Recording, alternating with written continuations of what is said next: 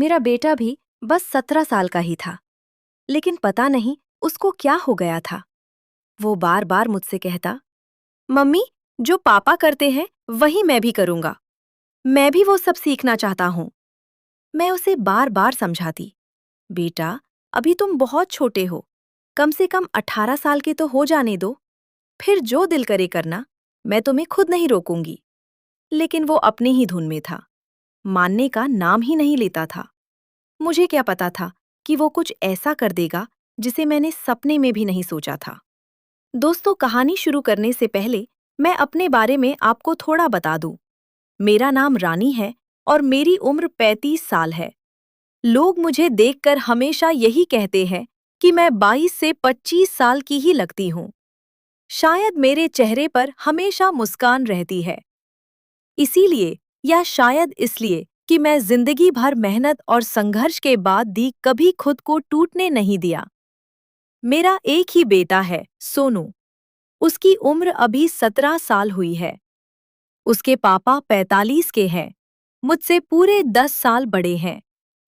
मेरा पति बहुत मेहनती इंसान है। दिन में मजदूरी करते और रात को अपने पुरानी सिलाई मशीन पर कपड़े सिलते। एक छोटा सा टेलर का काम करते, लेकिन मेहनत ऐसी कि देखने वाला भी थक जाए। सोनू बचपन से ही अपने पापा को ऐसे ही देखते आया है। दिन भर पसीना बहाते, रात में थकान के बावजूद मशीन की तक में अपनी नींद कुर्बान करते हुए। शायद इसी वजह से उसके अंदर भी एक अलग तरह की आग जन्म ले चुकी थी। वो अपने पापा जैसा बनना चाहता था। मैं नितिन, जिम्मेदार और मजबूत, लेकिन मैं एक माँ हूँ। मेरा दिल डरता है। मैं नहीं चाहती कि इतनी छोटी उम्र में वह जिम्मेदारियां का बोझ उठाए। मैं चाहती थी कि पहले पढ़ लिख ले, अपनी जिंदगी समझे, फिर खुद फैसला करे। लेकिन वह जिद्दी था। एक दिन उसने मुझसे कहा, मम्मी, मैं भी रात में पापा की तरह मशीन पर बैठूंगा। मैं भी सीखूंगा। मुझे भी पापा जैसा बनना है। उसकी आंखों में चमक थी। लेकिन मैं डर गई। मेरे पति भी जब रात में घर लौटते तो सोनू उनसे यही पूछता, पापा, मुझे भी सिखाओ ना। मैं भी कपड़ा सिलना चाहता हूँ। मैं भी अपने लिए कुछ करना चाहता हूँ। मेरे पति हंसकर बोले, अरे पागल, अभी तेरी उम्र नहीं है। अभी तू खेल, पढ़ाई कर, दुनिया देख और फिर आकर मेरे साथ काम करना। लेकिन सोनू नहीं मानता। उसके लिए उसके पापा किसी हीरो से कम नहीं थे।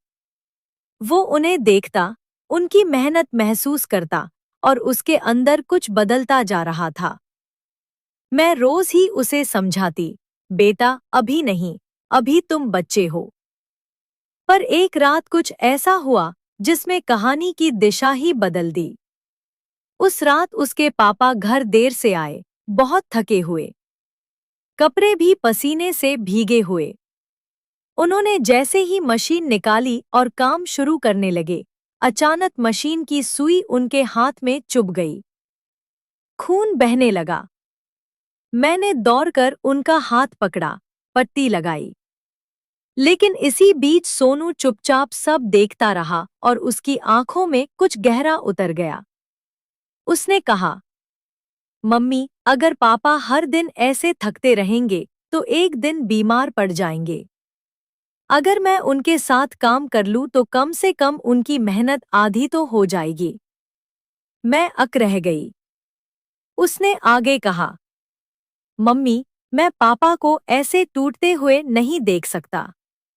मुझे सीखना ही होगा। मुझे बड़े होने का इंतजार नहीं करना।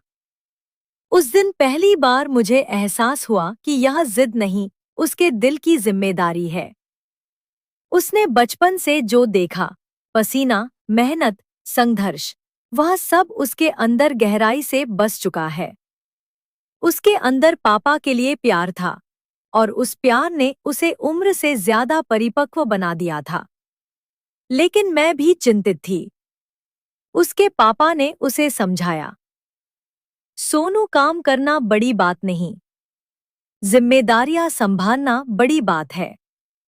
लेकिन अगर तू सच में सीखना चाहता है तो पहले पढ़ाई खत्म कर। पढ़ाई से तू आगे बढ़ेगा और मैं चाहता हूं तू मुझसे भी अच्छा बने। पर सोनू के मन में कुछ और ही चल रहा था। वो सिर्फ चिल्लाई नहीं सीखना चाहता था, वो कुछ बड़ा करना चाहता था। उसने एक दिन मुझसे कहा, मम्मी, मैं एक दिन अपना खुद का बिजनेस खोलूंगा। पापा जैसे नहीं, पापा से बड़ा। मैं एक दुकान नहीं, एक ब्रांड बनाऊंगा।